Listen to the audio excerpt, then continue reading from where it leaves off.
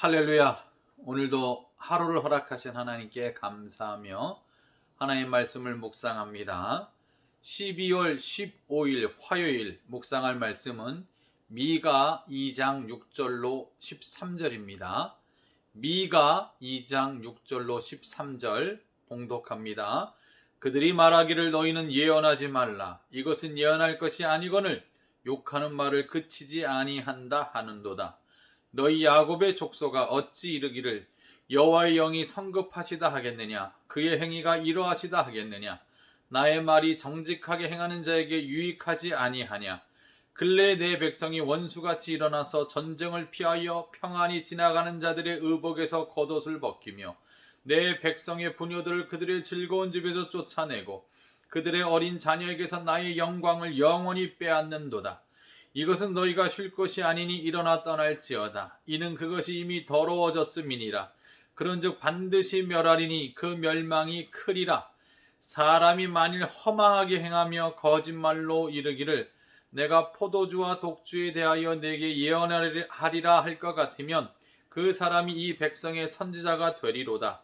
야곱아, 내가 반드시 너희 무리를 다 모으며 내가 반드시 이스라엘의 남은 자를 모으고 그들을 한 처소에 두기를 보스라의 양떼같이 하며 초장의 양떼같이 하리니 사람들이 크게 떠들 것이며 길을 여는 자가 그들 앞에 올라가고 그들은 길을 열어 성문에 이르러서는 그리로 나갈 것이며 그들의 왕이 앞서가며 여호와께서는 선두로 가시리로다.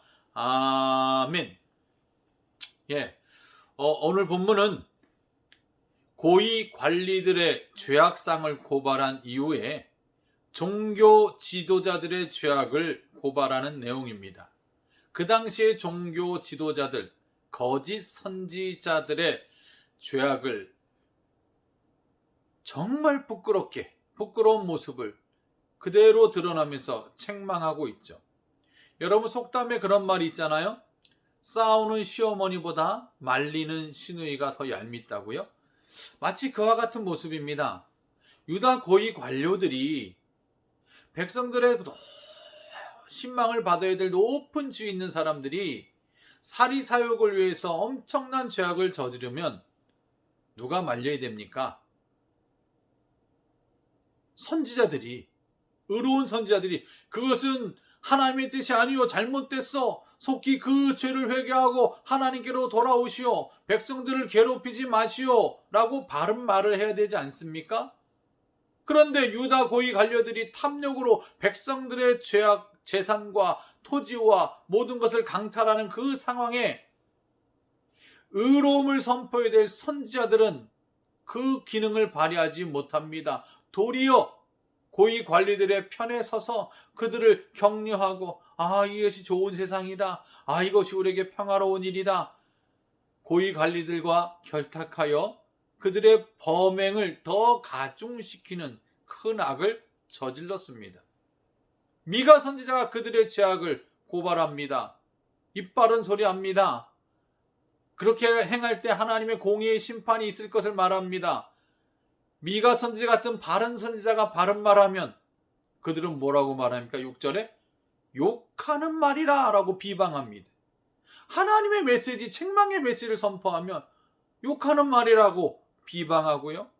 거짓 선지자들은 오히려 거짓 평화를 선포합니다. 그리고 심판의 메시지를 선포하는 미가 선지자에 대해서 하나님의 영이 성급하신 분이 아니야.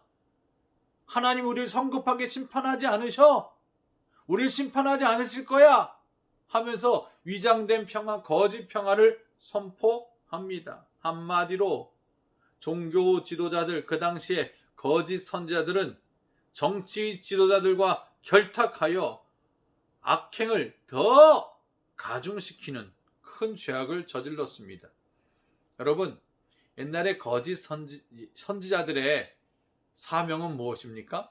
흔히 오늘날의 목회자를 제사장적 사명과 선지자적 사명이 있다고 말하는데, 제사장적 사명은 하나님과 죄인 사이에 제사하는 기능, 예배를 통해서 하나님과 화목하게 하는 기능을 감당하는 것이라고 한다면, 선지자적 기능은 이 사회에 정의를 바로 세우고 불의를 비판하는 기능을 하는 이 기능이 선지자적 기능입니다.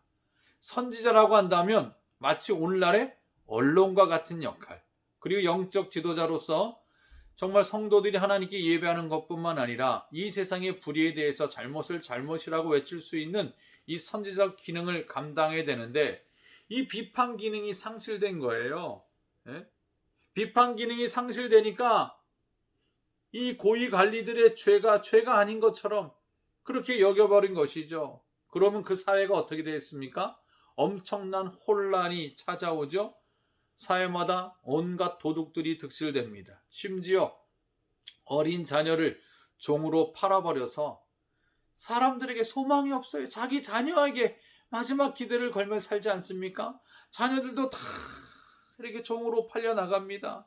온갖 거짓말로 백성들을 현혹시킵니다. 오늘날에 뭐죠? 그게 가짜 뉴스, 팩트가 아닌 페이크 뉴스 가지고 백성들을 막 현혹시킵니다. 이게 뭐예요? 종말론적 현상입니다. 마지막 때 있을 현상입니다. 총체적으로 망하는 거죠. 그래서 나라가 망하고 제국이 멸망하고 로마가 망하고 모든 역사가 증명하는 건 뭐예요? 총체적 망국 현상이 일어나면 결국 망할 수밖에 없죠. 이럴 때 미가 선지자의 참 선지자의 외침은 무엇입니까? 12절 13절 말씀이 뭐예요? 내가 다 모으며 모으고 양떼같이 하며 양떼같이 하리라. 뭐예요? 하나님께서 이 어려운 때에 미가 선지자를 통해서 심판의 경고의 메시지와 함께 너 이렇게 하면 우리 망한다, 그렇게 하면 안 된다 한가 동시에 하나님의 백성에게 회복에 대한 소망을 선포하는 거예요. 그 회복이 뭐예요? 하나님께서 우리를 의로운 자를 모아주시겠다. 하나님 우리를 모아주시겠다. 그렇습니다. 바른 선지자의 특징이 무엇입니까? 심판의 메시지만, 두려운 메시지만, 사람의 공포심을 주는 것만이 메시지가 아니에요. 그 이후에 하나님의 구원과 회복과 소망을 말하는 게 선지자의 역할이죠.